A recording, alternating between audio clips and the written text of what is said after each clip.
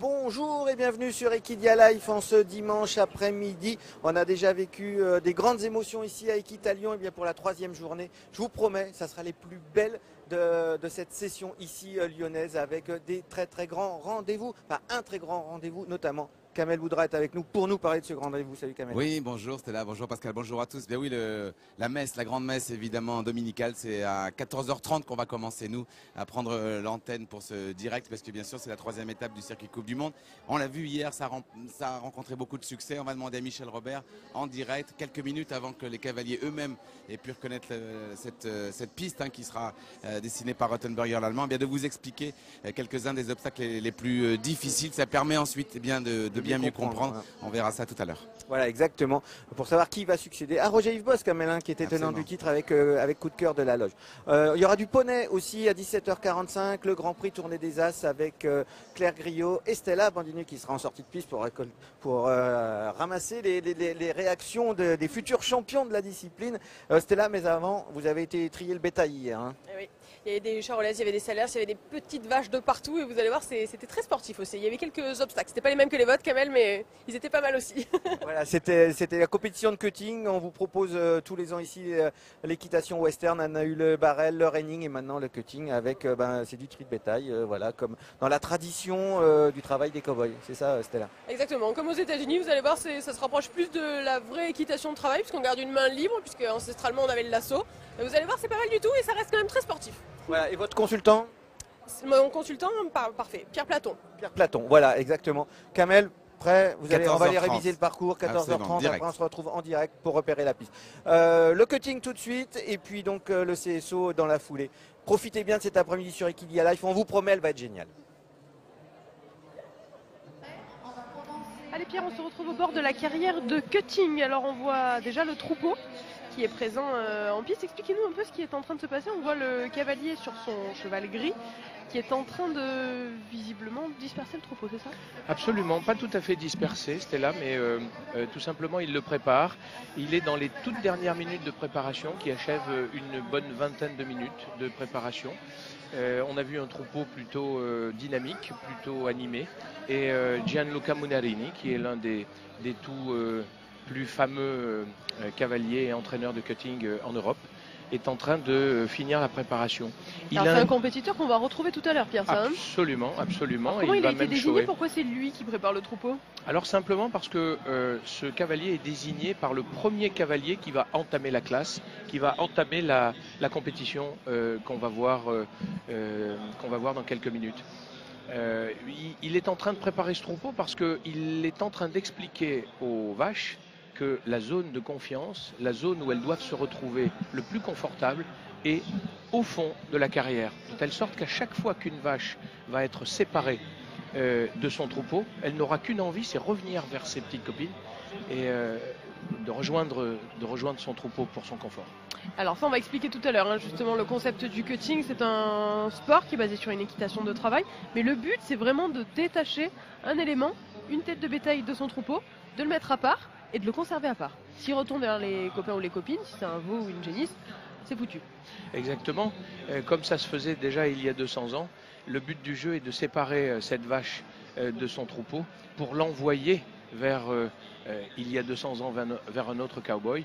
Là, dans cette compétition-là, on va voir directement lié à cette tradition des cavaliers qui séparent des vaches de ce troupeau, une par une, et qui les empêchent de revenir pendant quelques dizaines de secondes, qui les empêchent de revenir vers leur troupeau afin de démontrer la capacité de leurs chevaux à faire ce travail-là. Donc c'est vraiment une équitation américaine qui est basée sur l'équitation de travail antique, on va dire. Absolument, aussi loin qu'on puisse remonter dans la colonisation des terres américaines. les cowboys ont un travail à effectuer. Ils ont vite compris que ce travail était beaucoup plus facile à cheval qu'à pied. C'est pour ça, c'est pour ça que c'est un peuple que on a appelé un peuple cavalier. Et bien entendu, si ce cavalier, et comme vous voyez, Gianluca ne tient ses rênes qu'à une seule main, eh bien ça a une explication. L'explication est très simple. Quand on travaille à cheval, eh bien, on tient son cheval d'une main parce qu'on a autre chose à faire avec l'autre. Le lasso, la pique, la vérification d'une clôture, enfin voilà, ça c'est la tradition. Et aujourd'hui, eh bien cette autre main, elle va être sur le pommeau. Parce que vous pouvez remarquer que le pommeau de la selle de cutting est un petit peu haut. Ah mais on le voit bien là sur cette image, regardez, hop. Voilà, et ce pommeau qui est plutôt proéminent, assez fin mais très haut, va permettre à la main droite de s'agripper. D'abord pour ne pas... Parce que ça va vite quand même. Hein. Absolument, vous allez voir que ça brasse comme on dit dans la région. Alors revenons un peu à l'aspect sportif, parce qu'on parle beaucoup d'équitation de travail. Il y a quand même beaucoup de vaches. Combien il y en a déjà et puis comment ça se passe après? Quelles vaches on choisit? Parce qu'il y en a vraiment beaucoup là. Voilà, là vous avez un troupeau de vaches qui est compté à raison de 3 vaches par cavalier présents dans cette compétition. Donc aujourd'hui 18 cavaliers se présenteront au départ de ce second go. Exactement, 18 x 3, je vous laisse faire le calcul. On a un beau troupeau d'une cinquantaine de vaches qui sont regroupées ici et puis qui vont se tenir à la disposition des cavaliers. Comme chaque cavalier va choisir 3 vaches durant le temps dont nous parlerons tout à l'heure, c'est-à-dire les 2 minutes 30 qui lui sont imparties, eh bien, il est nécessaire que ce troupeau soit suffisamment abondant pour que chaque cavalier ait la possibilité de prendre 3 vaches fraîches. C'est-à-dire 3 vaches toutes neuves qui n'ont jamais fait ce sport, qui n'ont jamais été sollicitées de cette façon-là, pour pas justement qu'elles prennent de mauvaises habitudes et pas qu'elles prennent de vices, c'est ça? Voilà, exactement. Un nombre de vices qui pourrait, ce qu'on appelle manquer de respect au cheval ou transpercer le cheval, c'est l'expression consacrée qui consiste à dire, malgré la présence du cheval, passer dessous, dessus, etc. et avoir un comportement très agressif. Alors vous nous l'avez dit, 2 minutes 30 pour isoler sa vache du reste du troupeau. Qui choisit la vache? Le cavalier, le juge? Alors la vache est au choix du cavalier bien sûr, mais les cavaliers que vous voyez ici et qui sont en train d'entourer ce troupeau depuis le début de sa préparation. Alors on les voit pas très bien à l'image, mais voilà. Eh bien ces cavaliers, vous voyez un cavalier qui prend des notes, c'est Sherry Mason dont nous allons parler tout à l'heure. Quel accent incroyable. C'est le cutting qui veut ça. Une merveille. Et Sherry est en train de prendre des notes. Les autres cavaliers que nous voyons on les voit ici, bien là, ils entourent ce troupeau d'abord pour le contenir, pour pas que le troupeau s'éparpille trop et aille trop le long des barrières, mais surtout chacun de ces cavaliers observe ce troupeau et va renseigner son client, son poulain, son entraîné, si ce sont des entraîneurs. Ils observent le troupeau pour dire, eh bien voilà, moi je choisirais plutôt la petite marron avec la tache blanche sur le dos ou plutôt cette autre vache un peu frisée avec la tête plutôt en bas et qui est très observatrice, qui va être à l'écoute du cheval. Alors qu'est-ce qu'on peut avoir comme signe qui nous incite pas à choisir une vache? Alors, qu'est-ce qui vous freine tout de suite en tant que cavalier? Voilà, déjà de tradition, certaines races de vaches qui ne sont pas trop présentes ici. J'en vois une là-bas pourtant la plus foncée. Certaines races de vaches ne sont pas super appréciées de nos cavaliers. Je peux citer les salaires, je peux citer les aubracs qui sont plus dynamiques que les autres. Elles sont vives? Elles sont très vives. Elles sont très vives et manquent souvent de respect au cheval. Et nous allons parler de ce respect au cours de la compétition et vous allez avoir quelques exemples.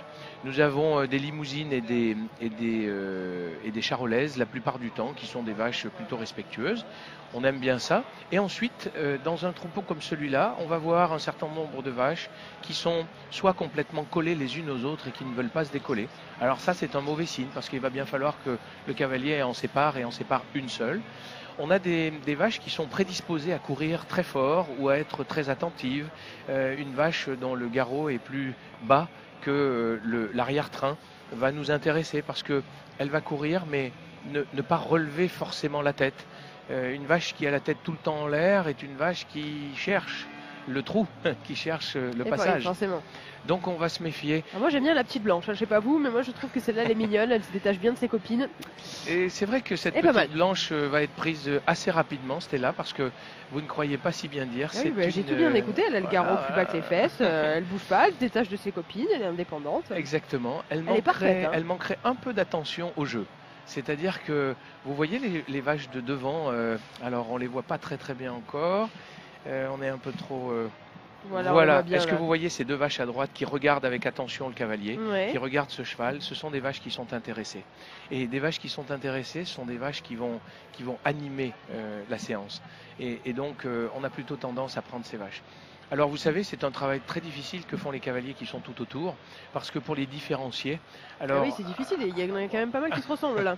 voilà, Toutes celles qui n'ont pas de tâches, c'est plus compliqué. c'est beaucoup plus compliqué. Alors elles ont toutes des petites marques qui font, avec l'habitude d'observer des vaches, qui font la différence. Une petite marque, une queue plus courte qu'une autre, une corne ou pas de corne, des oreilles plus ou moins dressées, une configuration générale. Voilà, la couleur, la forme et l'attention des vaches. Parce que quand on rentre dans un troupeau Stella et qu'on dit regarde bien la vache qui va te regarder avec attention, on va trouver cette vache qui nous regarde avec attention. Et c'est intéressant de voir que c'est toute une expérience. C'est vraiment de très nombreuses années. On va découvrir ça et on espère qu'on va vous faire découvrir et apprécier cette belle discipline qu'est le cutting. On a parlé des vaches, on va peut-être s'intéresser aux chevaux. Comme dans le reste de l'équitation western, on est de nouveau confronté à des quarter horse. C'est la meilleure race pour l'équitation western. Uniquement des quarter horse, uniquement des chevaux d'origine américaine qui notamment sont très forts et on dispose de ce qu'on appelle le cow sense, le sens de la vache, le sens du troupeau. Comme dans le reste de l'équitation, on demande à la fois cette puissance sur l'arrière-main, ce rebond, cette rapidité, cette puissance d'accélération pour pouvoir contenir, c'est ça? Absolument, vous savez qu'on appelle le quarter horse quarter parce que c'est le plus rapide sur un quarter of mile, c'est-à-dire sur 400 mètres environ. Et on a des chevaux qui sont plutôt petits parce que vous allez voir qu'ils doivent se baisser. Ils sont très forts de l'arrière-main. Ils sont très forts également de l'avant-main avec des épaules plutôt larges. Ils tournent très bien aussi. Ils tournent très fort sur les postérieurs. Contrairement au reining, on va les faire tourner très fort sur les postérieurs, mais on va les faire s'asseoir très souvent sur leur arrière-main pour alléger cette avant-main et qui leur permet d'être très véloce face à la vache. Donc comme on peut voir le rollback par exemple en reining qui nous parle un petit peu plus, là c'est encore plus appuyé. C'est complètement un rollback. Le rollback est un petit peu différent en cutting parce qu'on va le faire s'appuyer encore un petit peu plus sur l'arrière, un petit peu moins sur l'avant. Vous allez voir dès le premier cavalier, vous allez comprendre ce que veut dire pour un cheval se baisser devant une vache. Eh bien c'est parfait, on a parlé des vaches, on a parlé des chevaux, on va pouvoir se consacrer aux cavaliers. Un premier cavalier qui va se lancer à l'assaut de toutes ces petites vaches, il s'agit de Jan Willem Bembom. C'est un cavalier hollandais si je ne m'abuse. Absolument, c'est un cavalier hollandais qui réside à Monaco, tout près de chez nous, et qui est entraîné par le cavalier qui a préparé le troupeau. C'est pour cela qu'il lui a demandé de le faire. C'est pour ça qu'il l'a choisi, ce n'était pas un hasard. Absolument. Pas de hasard dans le sport. Stratégique. et Willem commence à rentrer dans ce troupeau. Il a déjà sorti un certain nombre de vaches. Il a en tête une vache. Il va essayer de la séparer. Il fait un tri absolument merveilleux. Pourquoi? Parce que son tri est extrêmement calme. Il vient de poser la main. Et il est vraiment dans ce qu'on appelle les moves, c'est-à-dire les mouvements. Il a un cheval. Voilà, il perd cette vache. Nous allons avoir l'occasion de parler des points et de parler du classement.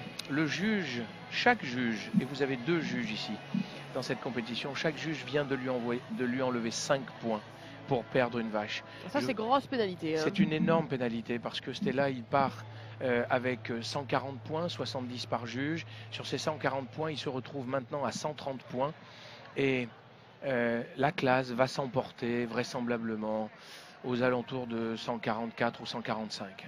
Alors on rappelle, chaque juge dispose de 70 points par concurrent auquel il peut ajouter ou enlever 10 points. Exactement. Donc on peut aller de 60 à 80. Tout à fait. La base c'est 70. Là il vient quand même de perdre 5 points par juge. Donc déjà il s'ampute de 10 points sur son total de 140. Là il va vraiment falloir qu'il score fort coup. Ah oui, il va falloir qu'il score fort. Il vient de faire une deuxième vache très honorable. Son cheval reste très correctement sur la ligne. Une maîtrise de cette vache plutôt sur le milieu du terrain. Donc on est pas mal sur la deuxième vache. À mon sens, il a perdu 10 points sur les 140. Il vient d'en récupérer peut-être un ou deux. Ça va être peu. Hein. Ça va être très difficile. Alors, sachant que les juges apprécient bien évidemment la qualité du tri, mais aussi la difficulté du challenge et le courage du cheval quand la situation devient compliquée. Hein. Absolument, absolument. De très nombreux critères constituent la feuille de juge. Là, vous voyez un cheval qui reste sur sa ligne, qui est extrêmement présent sur sa vache. Il tasse un petit peu parce qu'il a une vache qui est compliquée également, hein. C'est-à-dire qu'il court beaucoup et qu'il est très difficile de tenir au milieu. Alors, au milieu, pourquoi? Parce que vous imaginez bien que la maîtrise absolue, il a de la chance, Ah, ça a sonné au moment où elle fouillait. Hein. Oui.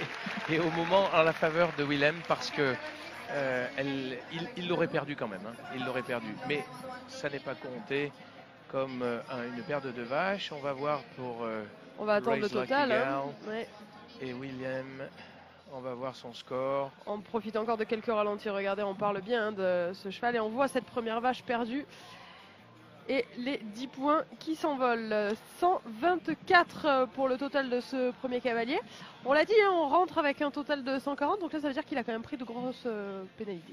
Il a pris autre chose que les pénalités de cette vache perdue, de la première vache perdue. Effectivement, 140 moins 10, 130. Il perd encore 6 points.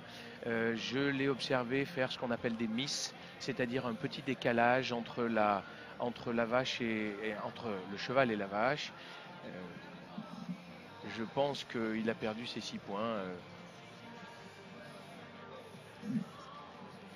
Eh bien, on va voir si le concurrent suivant s'en sort mieux. Il y a 3 Français engagés dans cette compétition, puisqu'Etienne Galine passera 2 fois. Et là, ça va être son premier passage. Il se présente en selle sur Boudaboun.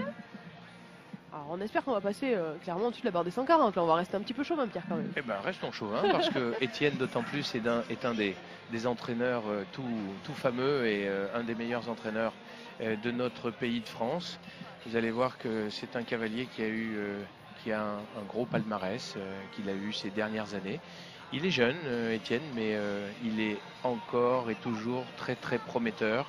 C'est un enseignant également de première qualité. Alors on le voit à l'image, Pierre, il y a 4 autres cavaliers dans la carrière avec lui. À quoi ils servent? Absolument, c'était là. Plus, 4 mais il y en a sur le côté, mais ça c'est ceux qui attendent. Mais les 4 autres là? Alors les 4 autres sont les aides, tout simplement. Il y a 2 aides proches du mur, proches du fond de la carrière qu'on appelle les corners, qui contiennent le troupeau rassemblé et qui vont aider. Vous allez bien observer Livio, qui est le corner à la droite du cavalier en compétition, hein, du cavalier en piste. Il va aider Étienne et son cheval à séparer un nombre de vaches tel que Étienne veut séparer ce nombre de vaches. Le cavalier en chemise blanche est un corner aussi qui produit cette aide-là. Et vous avez en face 2 turnback qui, eux, vont essayer de séparer toutes les vaches, sauf celle que Étienne veut. Voilà, c'est parti. Il a observé ou s'est fait observer cette vache à tache blanche. Facile à reconnaître, là. Voilà, très facile à reconnaître. Il a décidé et moins rapide que celle d'avant. Hein, moins rapide, plus temporisé, ouais. avec des mouvements beaucoup plus sains. Vous avez vu qu'Étienne a posé sa main, on en reparlera vraisemblablement. Alors combien de temps elle doit rester isolée la vache là?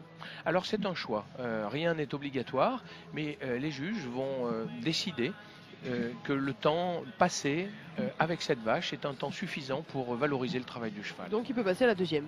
Il peut complètement passer à la deuxième, il a quitté la première, il resépare un morceau de ce troupeau. Les turnbacks que vous voyez vont s'occuper non seulement de cette petite vache qui s'est sauvée là vers les grilles du début. On la voit pas très bien sur les images, on va voir. Hein.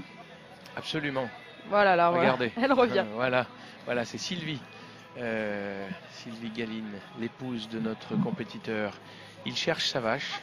Voilà, il l'a trouvée. Il pose sa main. Son cheval prend un petit peu de distance. Regardez. Voilà. On voit pour la première fois dans dans cette épreuve, on voit ce qu'on souhaite d'un cheval, tenir la vache au milieu avec cette... Donc une vraie confrontation vache-cheval là. Hein. Absolument, absolument. C'est du miroir. Hein. Si la vache ne bouge pas, il va la quitter dès qu'il peut parce qu'il vient de démontrer un excellent travail. Je peux vous promettre, Stella, qu'il a crédité des points. Ses aides vont essayer de faire tourner la vache pour qu'elle regarde de l'autre côté et que ça lui permette de la quitter. Voilà. Très très joli travail, hein. Étienne Galine, on en avait parlé tout à l'heure, on avait dit que c'était un des cadors français de la discipline. Il nous fait une jolie démonstration et en tout cas il vient d'isoler une première vache très correctement et une deuxième vraiment bien. Oui, la troisième vache sera un peu difficile, le chronomètre va retentir, Et voilà, ouais. vous Et l'entendez. elle est collée à sa copine celle-là, on a dit que c'était toujours pas ce qu'on collée à voulait. sa copine. Eh oui, c'est un petit peu dommage pour cette troisième vache parce que la troisième vache est importante. Avec une première vache très correcte, une seconde vache plutôt très bien, on peut dire. Oui, bien plus que correcte. Et une troisième vache qui n'a pas le temps de travailler, ça lui enlève un peu ses points. Mais vous avez pu remarquer qu'il a manqué à peine, et vous le voyez sur ce ralenti, il est sur sa première vache, travail exceptionnel du cheval. Et quand ses aides ont décidé de lui faire quitter cette vache, ça a pris un peu de temps. 142 points pour Étienne Galine, 2 points au-dessus de la moyenne octroyée initialement, hein, pour ceux qui nous rejoignent. Je vous le rappelle, il y a 2 juges qui vont noter le cavalier, chacun a un quota de base de 70 points auquel on peut ajouter ou déduire 10 points. Donc on peut varier entre 60 et 80 par juge. Là, on est à 142, ça veut dire que chaque juge lui a rajouté un petit point. Exactement, exactement. Alors peut-être que chaque juge lui a rajouté plus de points et lui en a enlevé pour d'autres pour la dernière vachette, petites erreurs. Bien Absolument. maîtrisé. Ouais, ouais. Allez, Chérie qui s'est changée, elle était en rose tout à l'heure, elle a changé de chemise. Notre concurrente qui va se présenter en selle sur Red, White and Blue Boon. Absolument. Sherry Mason, qui est américaine d'origine, qui a la double nationalité américaine et italienne. Elle vit en Italie. Alors, est-ce qu'elle a les gènes du cutting, ces gènes américains de Elle a les d'équitation de travail? gènes du cutting, comme le Quarter Horse a les gènes du cutting. En tout cas, elle a un très très joli cheval. Hein. Absolument, absolument, dans une couleur qu'on trouve assez peu dans les autres races. Et Sherry est une cavalière chevronnée, d'une très très longue et très grande expérience. Regardez simplement ce calme avec lequel elle trie cette vache, mais la fermeté avec laquelle elle sépare la vache qu'elle a choisie. Elle pose calmement sa main également.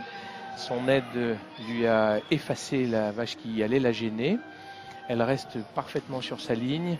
On fait bouger la vache, les turnbacks sont là pour ça. Contenir cette vache sur cette ligne. Et après une vache énergique, Sherry. Hein. Ouais, une vache énergique. Et vous savez, Sherry est ce genre de cavalier capable de prendre une vache plutôt énergique, plutôt rapide, pour justement démontrer sa capacité. Vous venez de voir un geste très très intéressant. Sherry a levé sa main pour quitter sa vache quand sa vache l'a regardé avec les 4 pieds au sol. Très très important et très apprécié des juges. C'est une question de dixième de seconde. Si une vache lève son pied, alors il y a ce qu'on appelle le hot quit, c'est-à-dire quitter une vache à un mauvais moment, ce qui coûte beaucoup de points, puisque c'est 3 points. Et là, elle le devrait créditer puisqu'elle l'a quitté pile au bon moment. Absolument. Deuxième vache pour Sherry. Du crédit pour Sherry encore, il n'y a aucun doute là-dessus. Elle garde sa distance, elle garde les distances avec la vache et elle oblige cette vache à garder ses distances. Et on voit le cheval qui connaît parfaitement son boulot là. Hein. Oui, absolument. Il est très fort sur son arrière, il est très mobile des antérieurs et très très dynamique. Encore un kit qui se passe très très bien. Sherry est parti pour scorer sur ce go. Et il lui reste 40 secondes hein, pour isoler sa troisième vache. Alors c'est pas comme un Interville, on peut pas faire des tops à la vachette là. Ça marche pas. Non, malheureusement Interville n'a rien à voir. Une chose importante à observer, Sherry est complètement au fond de son troupeau et elle le sort tout entier. Deux raisons pour cela. 2 raisons. Ça s'appelle un deep cut, c'est-à-dire un tri profond. Et vous voyez la dextérité avec laquelle elle a laissé l'entier troupeau ou presque la dépasser pour rentrer. Et voilà. Et ben voilà, ça c'est ce qu'on appelle, et ben voilà. C'est ce qu'on appelle, elle vient de perdre une vache. Ouais. C'est terminé pour elle. Vous avez vu comment elle a perdu. C'est une grosse prise de risque ça. Le deep cut est une figure obligatoire sur les 3 vaches. On est obligé de faire un deep cut au moins. Elle ne l'avait pas fait dans la première et dans la deuxième vache. Elle est obligée de le faire dans la troisième. Donc c'est ce qu'elle a réalisé et malheureusement elle trie parfaitement, elle va chercher une vache et une seconde vache lui a fait un écran. Au basketball ça serait un écran et malheureusement son cheval ne peut pas sauter par-dessus une vache. Et c'est dommage parce que ça s'était bien passé sur les deux premières. On va voir ce qu'en ont pensé les juges. On imagine qu'elle a dû prendre quelques points sur ses deux premiers tris. Est-ce que le troisième va lui en coûter pour la ramener à 140? On va voir ça. Sans aucun doute. Eh ouais, 132, ça coûte cher. C'est cher payé. Cher payé, mais vous imaginez qu'avec 10 points de plus, elle était à 142. Donc ça explique tout. Je peux ajouter que sur cette dernière vache, vraisemblablement, elle a d'abord un problème de tri. Donc elle prend un point de pénalité. Elle a ensuite éventuellement un miss.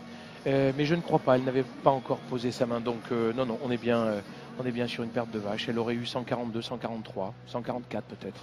Le chrono qui va pas tarder à se lancer.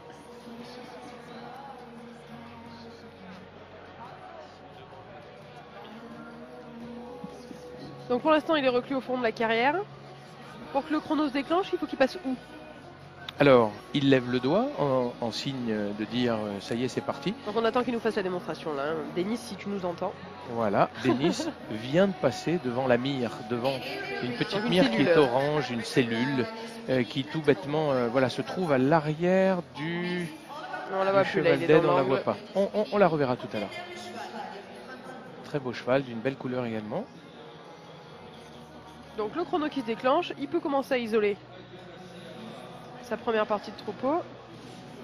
Voilà. Alors là, il a vraiment pris une partie de troupeau où les vaches restent collées entre elles. Ça, c'est ce qui est le plus difficile quand elles veulent rester comme ça entre copines. Absolument, c'est difficile et c'est difficile pour les turnbacks de les décoller sans faire bouger trop fort la vache qu'il a choisie.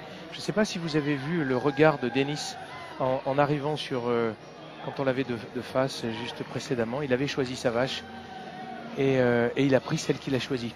Donc on est d'accord, il la désigne, il ne peut pas changer de vache en cours de route s'il trouve que finalement la deuxième est plus facile. Exactement, vous savez quoi, ça coûte 5 points comme la perte d'une vache. Ce qui est assez légitime parce que quand vous choisissez une vache et que les juges ont bien vu quelle est la vache que vous choisissez, si vous en choisissez une autre, c'est comme si vous perdiez celle-là. Alors est-ce qu'on l'annonce, est-ce qu'on la montre du doigt la vache qu'on a choisie? Non, on montre rien, c'est très subtil. Quand Denis, voilà, alors Denis vient de choisir une vache qui se sauve un peu sur sa gauche, mais les juges ont bien vu que c'est cette vache qu'il a choisie. Il ne faut surtout pas en changer, ça lui coûterait 5 fois de 10 points. Mais au contraire, il est très dynamique sur cette vache. Le troupeau est un peu dérangé dans son dos. C'est également une source de pénalité. Si le cheval tasse trop, revient un peu trop vers le troupeau, perd un peu du terrain sur la vache. Il les oblige à se déplacer un peu en fait. Absolument. Et ça, c'est dérangement de troupeau, c'est une pénalité également. Voilà, il s'en sort pas mal du tout parce que cette vache était très rapide et je crois que cette vache avait dans l'œil les passages possibles pour rentrer chez elle avant qu'on le lui demande. Oui, elle cherchait la porte, cette petite vache. Allez, il lui reste une trentaine de secondes pour faire son dernier tri, isoler une troisième vache. On vous le rappelle, 2 minutes 30, 3 vaches à isoler, l'une après l'autre, pas les trois en même temps, l'une après l'autre. Et surtout, une fois qu'on a choisi sa vache, il faut bien isoler la bonne, pas changer en cours de route. Voilà, il lui reste 12 secondes. Alors du coup, regardez bien cette attitude merveilleuse du cheval. Il crédite sur sa troisième vache, Denis. C'est un très gros cavalier, c'est un très très gros compétiteur, surtout merveilleux. Alors on en a parlé tout à l'heure, on l'a bien vu sur cette dernière image, son cheval s'est quand même beaucoup collé à la porte, a fait reculer le troupeau, l'a tassé d'un côté, ça risque de lui coûter des points, Pierre. Oui, ça risque de lui coûter des points. Alors on a tout et son contraire, c'est-à-dire très très bonne attitude sur la troisième vache qui lui fait créditer sans aucun doute. Qu'il le fait créditer et puis un dérangement de troupeau que moi j'ai observé à trois reprises. On va voir le résultat.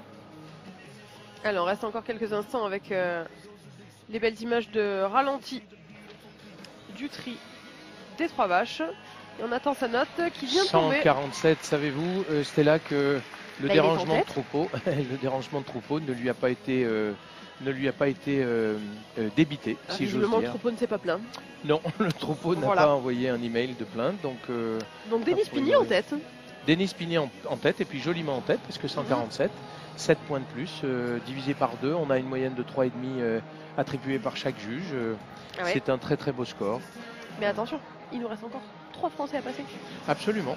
Et pas des moindres. Rien n'est fait. Et pas des moindres. Rien n'est fait. On va poursuivre d'ici quelques instants. Vous voyez, pour l'instant, ce n'est pas cette concurrente qui va passer, c'est bien un concurrent. Il s'agit de Gianluca Munarini qu'on a vu tout à l'heure préparer le troupeau. Absolument. Cette fois-ci, il va se lancer pour son premier passage en tant que concurrent. Il nous présente le premier de ses 2 chevaux, parce qu'ils peuvent présenter 2 chevaux dans la même matinée, sur la même épreuve. Tout à fait, dans cette épreuve d'Open. Dans cette épreuve d'Open, parce que là sont classés les chevaux, non pas les cavaliers. Dans d'autres classes, on classe le cavalier avec son cheval. Il faut même qu'il en soit propriétaire dans certaines autres classes. Alors cette fois-ci, il passe pour le premier passage et il nous présente Berly Siegelight. Absolument. Alors tout à l'heure, on l'a vu très appliqué quand il a préparé son troupeau. Oui. Il a bien remis tout le monde dans le calme. Il a l'avantage du coup de s'être déjà rapproché du troupeau, j'imagine. Tout à fait. Il l'a préparé, donc il le connaît. Il a pu remarquer les vaches qui lui plaisent le plus. Sans aucun doute, il manipule son troupeau pour aller chercher la vache qui lui plaît. Il l'a remarqué, vous avez vu comme moi qu'il a choisi la petite plus claire avec un bout de queue blanc.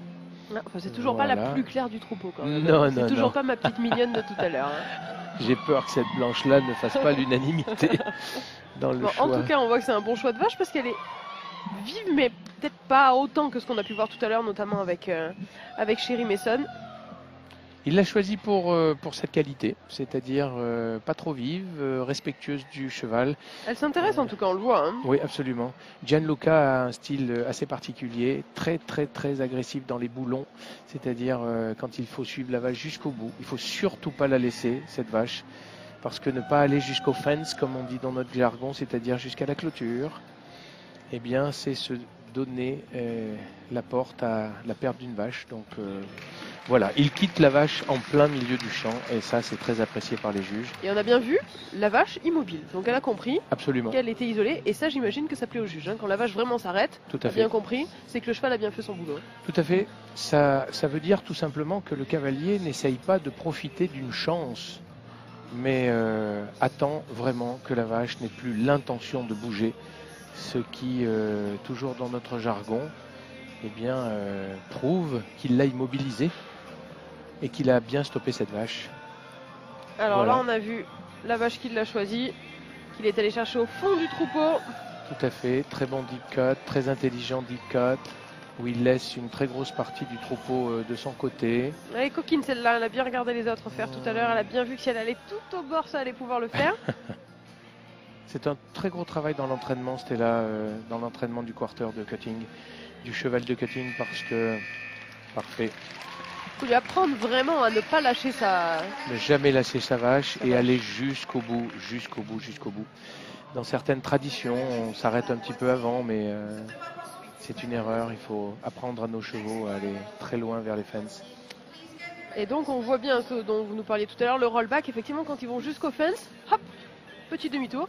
Absolument. Sur les postérieurs et on peut suivre sa vache. Je dirais même très gros demi-tour. Très gros, c'est vrai, je sais pas pourquoi je l'ai mis là. Il s'assoit très fort. Et 139, il tient pas la tête parce que ce Gianluca a été observé sur des petites erreurs. Alors, il faut quand même ajouter pour nos téléspectateurs que il y a une part de chance nécessairement parce que les vaches, eh bien ma foi, ces 50 vaches, on ne les a pas choisies. Et même si Gianluca a choisi une vache qui n'a pas été prise, comme il passe à la fin, bien entendu, d'autres cavaliers ont pris d'autres vaches qu'il aurait peut-être préféré prendre, mais c'est comme ça. Allez, Gianluca est passé, on le reverra tout à l'heure, mais pour l'heure, c'est au tour de notre deuxième cartouche française de s'élancer. Il s'agit d'Alain Boissier, il est en piste sur Falcon Feather. Sur Falcon Feather, qui est un très gros cheval qui vient des États-Unis, comme beaucoup d'entre les chevaux que nous voyons ici. Et le voilà à l'image, regardez. Voilà. Alors on sent déjà un modèle de quarter qui nous parle un peu plus. On voit bien une grosse arrière-main là, bien puissante. Exactement, et puis ce cheval est puissant de l'avant jusqu'à l'arrière. C'est un très gros cheval, c'est un cheval qui a beaucoup de gains. Je crois qu'il tourne autour de 50 à 60 000 $. C'est un cheval de très grande capacité. Alain est un très bon cavalier. C'est un ami également et qu'on voit souvent, c'est-à-dire sur tous les shows. Et Alain a eu la bonne idée de gagner le non-pro, non pas l'Open, mais le non-pro de l'édition Equitalion 2013. C'est le tenant du titre, de ce titre-là. Allez, le chrono qui a démarré, regardez, vous le voyez derrière les vaches en haut en rouge suspendu. Et Alain qui se prépare à isoler ses premières, voilà, il observe. Target. Il observe ces vaches et là il a isolé la première, il est dessus. Vous voyez ce cheval, hein. Regardez ce cheval, regardez cette capacité, cette puissance. Regardez cette puissance à descendre. Et là il vient de quitter très fort. Alors, un tout petit peu trop vite. À mon goût, mais je ne suis pas juge et je ne suis pas le goût du juge. En tout cas, il s'est dit, cette vache va vite. Je viens de démontrer un bon travail de mon cheval, même si c'est court. Je vais la quitter, je vais aller en chercher une seconde et tenter de faire la même prouesse sur la seconde vache. Et on va voir s'il s'en sort aussi bien avec sa deuxième vache. Voilà, il gère bien le flux. Voilà, une vache. Observez cette vache. Elle a la tête qui cherche les trous, c'est moi qui vous le dis. Elle va vite, il faut la contenir au milieu, il s'en sort très très bien. Il en a choisi des coquines en tout cas, il en a choisi des observatrices, parce que depuis tout à l'heure on voit que les vaches qu'il a sélectionnées, elles ont bien compris où pouvait être la faille, mais son cheval ne lâche rien. Donc là on voit clairement la difficulté de la technique, et ça peut lui ramener des petits points bonus de la part des juges. Absolument, absolument. Quand on voit un cheval comme celui-là se comporter de cette façon-là devant une vache, on ne peut pas se dire qu'il n'a pas crédité. Ah ouais, non. Alors le voilà à l'assaut du fond de la carrière pour aller tout au bout, au plus profond du troupeau. C'est donc un deep cut. Absolument. Il ne l'a pas réalisé sur ses deux premières vaches, donc il est obligé de le faire. D'en montrer l'intention en tout cas. C'est un sport de finesse d'intention. Voilà, il a choisi sa vache. Surtout, il ne faut pas qu'il la cherche, qu'il la lâche. C'est parti. C'est une coquine également. Attention Alain, attention. Ouais, 10 secondes. Voilà, il est en position de défense, on dit ça au cutting aussi. En position de defense parce qu'il ne peut pas être trop agressif sur cette vache. Vous voyez des aides qui sont très très délicates également. Oh là là, sur le buzzer, voilà. Elle s'est fait la malle pile au bon moment.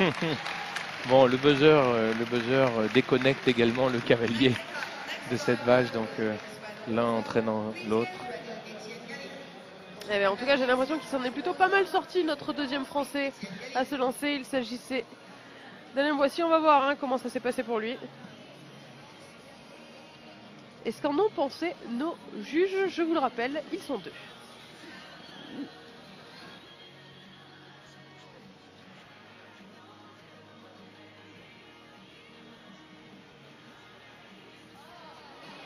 Et regardez la note qui vient de tomber, 139, ça le place à égalité avec Gianluca Munarini. Un petit point en dessous des 140 de moyenne. Voilà. C'est dommage, on avait vu des belles choses quand même là. On a vu des belles choses, mais les juges en ont vu d'autres. C'est-à-dire que placés très très précisément en face, eux seuls sont capables de juger un décalage entre le cheval et la vache, c'est-à-dire les miss et les out of position dont je vous parle.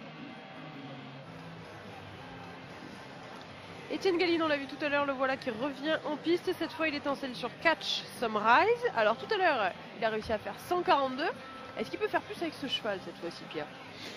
On a affaire à une très très bonne jument d'une trentaine de milliers de dollars de gains. C'est une jument. C'est beaucoup ça en cutting? Alors, on parle de milliers de dollars, mais on parle aussi de millions de dollars et de dizaines de millions de dollars pour certains chevaux. Donc, on n'est pas. On parle sur des chevaux américains, forcément. Voilà, plus de aux États-Unis. Mieux alloués peut-être aussi. Tout à fait. Aux États-Unis, ce serait un cheval avec des gains honorables. Mais en France ou en Europe, c'est bien sûr plus qu'honorable d'avoir 30 000 dollars de gains. Alors, battra ou battra pas le 142 de Boudaboun? On va voir, il peut faire l'un comme l'autre. Vous ne mouillez pas? Non, moi je ne vais pas me mouiller parce que je connais très très bien les deux chevaux. Je connais parfaitement ce ce cavalier qui est Étienne, c'est un excellent cavalier, un excellent entraîneur. Il entraîne les 2 chevaux en question. Et Boudaboun est un cheval avec beaucoup d'expérience, mais Catch and Raise aussi. Il peut performer. Et puis vous savez, il y a des paramètres. Et ces paramètres que sont les vaches changent beaucoup la donne. Alors facile à repérer celle-là en tout cas de vache. Hein. Oui. Magnifique move. C'est une jument qui se baisse beaucoup. C'est une jument qui est très dynamique. La vache on la sent presque joueuse là. Hein. Elle est très joueuse. Elle a un cow sense absolument merveilleux. Et la vache qui ne bouge pas beaucoup permet tout de même de démontrer de ce cheval qu'elle est capable de bouger avec beaucoup d'harmonie. On va voir sur une deuxième vache. J'espère que Étienne va nous sortir une vache plus dynamique. On peut dire que c'est son deep cut. Après, il bouge tout le troupeau.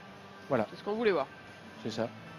Allez, on va le regarder choisir sa deuxième vache. Effectivement, une fois qu'on a vu ces beaux mouvements, ça nous a fait comme un teaser. On a envie de voir une petite vache dynamique. Stella, vous allez être content. Ah ouais, il prend ma petite Claire. Voilà, il prend la petite blanche.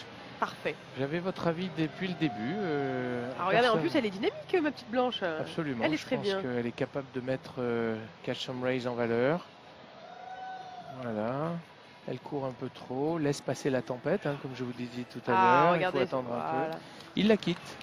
Il la quitte parce qu'il en a tiré la quintessence. Il va chercher sa troisième vache.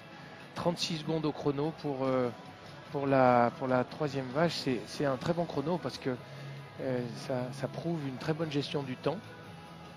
Alors quand on est à cheval, on a vraiment le temps de regarder le chrono ou on le sait? On sait où on en est? On le sait avec expérience. Mais on a l'avantage d'avoir un chrono devant les yeux et dans le dos. Donc d'où qu'on soit, on a le temps. On a le temps de jeter un petit coup d'œil. Les petits coups d'œil sont furtifs et ils sont très rares parce que le regard doit être absolument fixé sur sa vache. Voilà. Eh bien, vous voyez, Stella, les 2 petites dernières moves, pratiquement après le gong, vont rester dans l'esprit des juges. Bien sûr. Absolument. Alors oui, qu'ils ne doivent pas compter. Si ça s'arrête, ils ont quand même une impression forcément. Les juges ne sont pas des machines. Et on espère, en tout cas Étienne espère. Il n'a pas eu 3 vaches très valorisantes, mais je crois que son travail a été très propre. Sa jument a quand même montré tout ce qu'elle est, enfin pas tout, mais a quand même montré une belle part de ses capacités. Ouais, voilà. On l'a vu agile, regardez, on le voit sur les ralentis. C'est le résultat. Et 142, je crois qu'on est au 3e score à 142. Alors pour l'instant, le meilleur score c'est toujours 147, tenu par Denis Pini. Tout à fait. Et 140, alors 147 que je regarde, 142, bah, c'est le 2e score. Hein. On n'a pas plusieurs scores à 142? C'est le 3e score à 142, mais c'est la 2e place ex aequo. Absolument. 2e place ex aequo. Ouais. C'est pas mal, hein? Tout à fait. Alors du coup, il fait exactement la même chose que tout à l'heure avec Boudaboun. Donc vous avez bien fait de ne pas vous mouiller. C'était la même chose.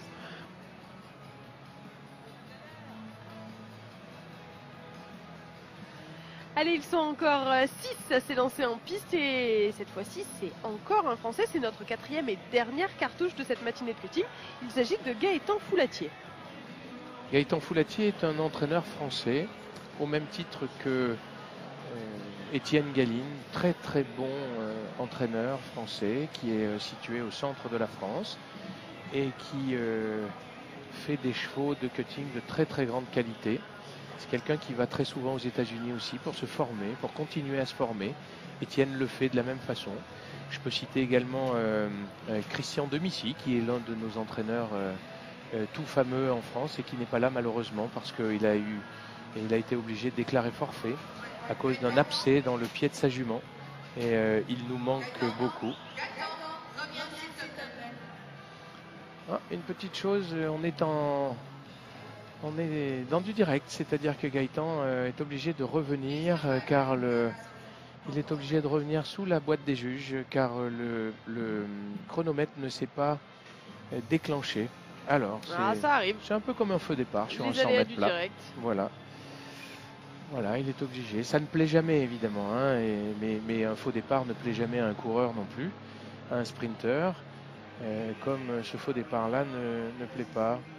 Gaëtan, je le connais bien, a une très très forte capacité à la concentration et je suis sûr que ça ne va pas altérer son travail, ça n'altérera pas sa performance parce que Gaëtan a une capacité à regarder autour de lui c'est-à-dire à gérer de l'espace, mais en même temps à contrôler le temps et contrôler sa vision du jeu, sa vision du troupeau. Il va passer devant la cellule, en orange là-bas de l'autre côté. Le chrono va se déclencher. Top à ce moment-là.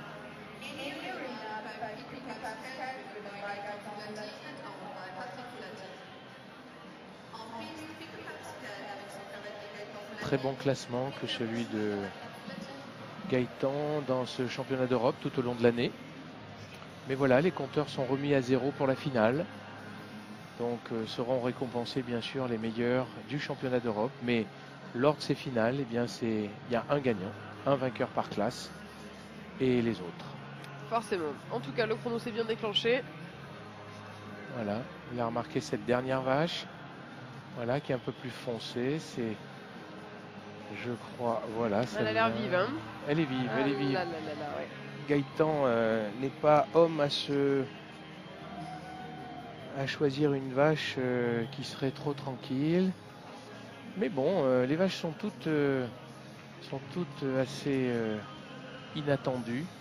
Voilà, quelques moves très fortes et puis d'un seul coup la vache s'arrête en se disant bon, je renonce. Voilà, Okay. voilà, s'il veut vraiment que je reste au milieu, je reste au milieu. Alors ça n'arrange pas le cavalier, mais c'est comme ça.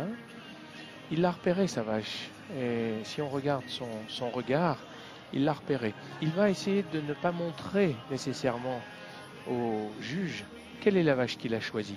Parce que s'il est obligé dans le dernier quart de seconde d'en changer, eh bien il faudra qu'il fasse croire au juge qu'il avait bien choisi la vache qu'il garde en finale. Là, il ne peut plus. C'est subtil, ça. Bon, là, plus moyen d'esquiver. Il est face à elle. Elle est rapide aussi. Alors, visiblement, elle veut partir carrément de l'autre côté de la carrière. Alors, comment on fait quand elle part comme ça de l'autre côté? On est vraiment obligé de compter sur les aides, là, hein? Absolument, il faut compter sur ses aides, Stella, mais également garder son cheval très, très connecté. Il faut habiter son cheval. Il faut lui parler. Il faut lui dire, attends, la vache va revenir, donc surtout ne te déconnecte pas. Et le second problème dans un tel cas, c'est quand la vache revient comme un boulet de canon. Et là, il faut bien l'arrêter à un moment ou à un autre. Là, sa trajectoire est perpendiculaire, elle est très incisive. Voilà, allez, 13 secondes encore pour cette dernière vache. Alors là, elles sont deux. Elles sont deux, il faut les décoller. Voilà la difficulté. Il choisit cette vache qui a déjà été prise, si j'ai bonne mémoire. Ouais. Il vaut mieux parfois, voilà, une seconde, le chrono. Il vaut mieux, Stella, parfois prendre 2 fois ou 3 fois la même vache si c'est une bonne vache, plutôt qu'une vache fraîche, alors qu'on considère qu'elle va être mauvaise. Donc même si elle est un peu excitée et qu'elle risque d'avoir du vice, elle risque de... on peut avoir intérêt à la prendre pour qu'elle mette en avant notre cheval, hein. Tout à fait. Il y a des vaches qui, finalement, avec le temps, sont rerun, on appelle ça, hein, c'est-à-dire elles repartent sur un nouveau recouru, elles repartent sur un nouveau run. Et pour la deuxième ou la troisième fois, parfois elles n'ont pas acquis ces vices-là. Et on les remarque, ces vaches. Parce que quand elles finissent le premier run de bonne teneur, de bonne qualité, très bon score, 143,50, il vient de se... Il est deuxième. Eh oui, il est deuxième. De se glisser à la seconde place. Eh oui. Pour l'instant, le meilleur score est toujours à mettre au crédit de Denis Pini, l'Italien, qui était à 147. Oui. 143,5, Gaëtan prend la deuxième place. Mais attention, parce que Denis repasse juste derrière. Tout à fait. Et puis n'oublions pas, Stella, que c'est un score pour aujourd'hui. Et que le gagnant de la finale de ce championnat d'Europe à Equitalion 2015 sera celui qui aura le plus gros cumul entre le premier go d'avant-hier et le deuxième go d'aujourd'hui. Et alors, pour rappeler un petit peu les très bons scores qu'on a eu lors des premiers go, c'est Gianluca Munarini qui avait le meilleur, puisqu'avec 10-4 Sultan, il sortait à 147. C'est aussi notre top score du jour, hein.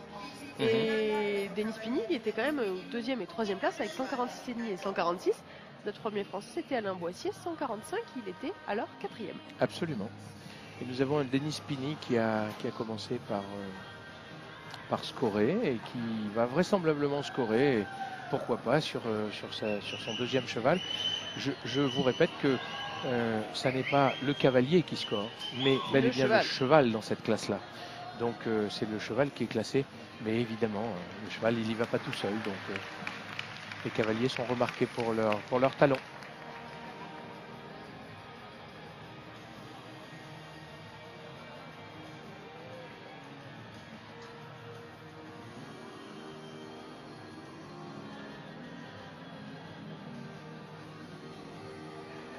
Voilà, une seconde de vache.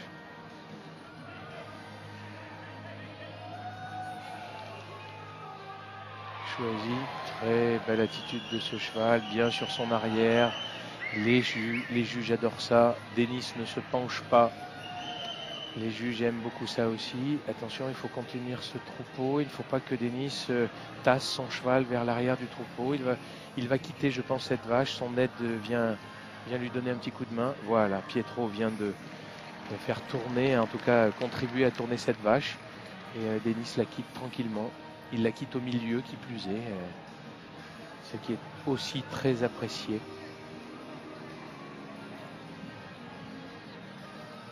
Allez, une troisième vache. Une troisième vache, parfaitement triée. Il pose la main au milieu, calmement. C'est parti. On espère que cette vache va lui faire un peu des moves. Il a un cheval qui a un peu tendance à reculer. C'est une qualité quand il s'agit de garder ses distances devant la vache, quand elle presse. Mais tout ça a ses limites également, car non, mais là on a un Denis qui va scorer indéniablement. Ou alors on ne voit pas un certain nombre de décalages. Encore une fois, des miss ou des out of position, c'est très difficile de les percevoir avec l'erreur de parallaxe. Mais non, Denis est content, je pense qu'il peut l'être. Eh ben, on va voir en tout cas ce qu'en ont pensé les juges. Je vous le rappelle, sur son premier passage, il avait pris le top score, 147. Il était deuxième et troisième lors du premier go. C'est un vrai concurrent de choix qui vient de passer. On va voir ce qu'il est capable de sortir comme score. Cette fois-ci, je vous le rappelle, il était cette fois en selle sur Playlight. Très grand compétiteur que ce Denis. Je crois que le score va nous donner raison. Magnifique. 145 pour Denis Pini. Il s'en va vers la victoire, notre Denis, parce que le cumul des deux scores va lui donner une très très grosse chance de victoire. En tout cas, 2 essais et 2 essais très bons pour ce concurrent italien.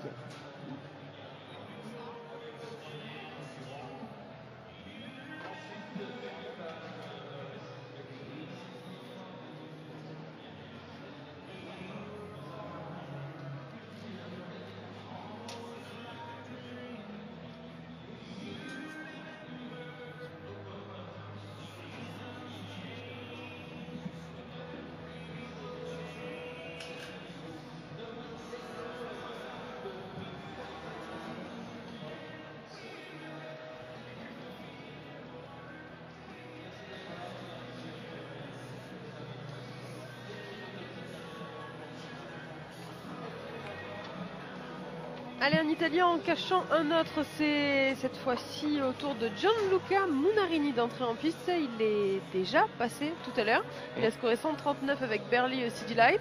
Cette fois-ci, il se présente en selle sur 10-4 Sultan. Un joli palomino, on va voir ce qu'il est capable de faire. Très beau palomino, très très bon cheval que Gianluca entraîne tout au long de l'année. Un cheval qui appartient à Willem, qui a entamé, qui a ouvert les hostilités de cette classe sur son autre cheval. Alors on le sent vif. Oui. On le sent vif, on le sent musclé sur l'arrière-main. C'est des qualités qui vont être primordiales tout à fait. Pour le tri. Tout à fait. C'est un cheval également qui a de très très bonnes origines en cutting. Un cheval qui a été choisi par Gianluca pour son ami et client Willem. Alors on voit aussi, c'est important puisqu'on est vraiment sur un sport, sur de l'équitation. Il n'a rien dans les mains, c'est délicat dans la bouche le cutting. C'est très très délicat. On conduit un cheval avec beaucoup de précision. Et beaucoup de précision veut dire une main extrêmement douce, veut dire également des rênes très longues. Imaginez donc que si les rênes sont trop courtes, par exemple, un juge va enlever un point par vache pour laquelle il va détecter que les rênes ne seraient pas assez longues. Et oui, ça peut tomber très vite. Allez, le voilà à l'assaut de sa première vache. Alors visiblement, il a choisi la petite Claire. Et oui, embêté un peu par la marron, non pas trop longtemps. Non, ça se passe bien. La petite Claire est dynamique. Ouh là là là, ça va nous faire du beau sport. Absolument. Vous voyez, ça met en valeur son cheval. Tout à fait, tout à fait. Des contre-pieds, on pourrait appeler ça des contre-pieds. ce qui donne des rollbacks de très grosse qualité. Et puis beaucoup de dynamisme, une tête basse, vous le voyez Stella, une tête très intéressée de ce cheval, très intéressé par sa vache, très capté, très connecté. Il rentre aussi de façon dynamique parce qu'il a un chrono à 1,8. Il rentre un peu tard pour une deuxième vache. Il sait qu'il doit gérer son temps. Et voilà, nous avons un chrono qui défile. 1 minute 59 pour la deuxième vache. C'est très court. Il faut qu'il gère beaucoup son temps. Espérons. Avez-vous remarqué que pour la troisième fois, cette vache est choisie? Est-ce qu'elle est valorisante? Il faut qu'il aille très vite. Il va, il va, je pense, se focaliser sur quelques moves de bonne qualité. Et il va demander à ce qu'on la lui enlève. Il la quitte. Non, pas encore. Il ne peut pas la quitter. Non, là, il peut. Voilà, c'est ce qu'il fait. Parce qu'il lui reste 29 secondes, 27. Moins de 30 secondes pour la troisième vache. Et en plus, il va falloir aller la chercher. Voilà. Mais Gianluca est quelqu'un de très expérimenté. Il est allé vite chercher cette vache. Il la trie très proprement. Et là, il lui reste 13 secondes, 12 secondes. Il a très bien choisi ses vaches, Gianluca, parce qu'il a pris 3 vaches qui mettaient vraiment en valeur les qualités de son beau Palomino. Tout à fait. Vous voyez ces tremblements de l'avant-main qui vraiment signalent une attention très forte. Et puis un vrai effet miroir entre le cheval et la vache. On voit vraiment des mouvements qui se calquent. Un cheval qui se prend au jeu, qui a un cow sense, comme vous nous disiez tout à l'heure. Il est vraiment dans le... C'est le cheval qui trie. C'est le cheval qui travaille, c'est le cheval qui trie, c'est le cheval qui fait ce métier. C'est pas compliqué en fait le cutting, c'est ça? Comment? C'est pas compliqué en fait. Non, c'est très simple. Monter sur un cheval. Et voilà, c'est très cool. Tout se passe super bien. Il faut s'accrocher juste un peu au propos, mais c'est... Mais en tout cas, c'est beau à voir quand ça se passe comme ça, que c'est facile à voir. On va voir si les juges en ont tenu rigueur. 142 points pour Gianluca. Bon, on a eu pas mal de scores à 142, hein. Ça fait partie des top scores puisque c'est la troisième place ex aequo de ce second go. On est quand même sur des bons scores. On a 2 petits points de crédit, on le rappelle, hein. Chaque juge donne 70 points au départ. Il peut enlever ou rajouter 10 points. Ils sont 2 juges, ça fait un total de 140. 142, ça veut dire qu'il a pris 2 petits points de crédit. Tout à fait. Quand on fait un petit peu les comptes, Pierre, on regarde ce qu'on a. On a eu quand même de très belles choses. Alors évidemment, Denis Pini nous a ravis avec un 147 en selle sur All About Pep. Il nous a aussi offert un beau spectacle en selle sur Playlight avec un 145. Deuxième et troisième du premier go, plus ces notes-là. A priori, ça devrait très bien se passer pour lui. Oui. Et puis on a vu aussi quelques scores qui nous ont intéressés, notamment celui de Gaëtan Foulatier, 143,5. On va faire les comptes et puis bien évidemment on va faire un petit papier sur equitia.fr où vous pourrez retrouver toutes les informations sur le cutting, le champion, toutes les informations aussi pour retrouver, si vous voulez vous initier, que ça vous a plu, si vous voulez essayer, si vous voulez savoir comment ça se passe, tout l'historique sur NCHA. Absolument, sur le site de la NCHA. ncha.com, hein, c'est aussi simple que ça. Et puis n'hésitez pas également à contacter les entraîneurs et les gens qui font du cutting. On vous laissera bien évidemment le numéro de Pierre sur à la fin du papier, equitia.live.fr. Pierre, on se quitte quelques instants, on va marquer une petite page de pub et puis on retrouve Pascal juste après.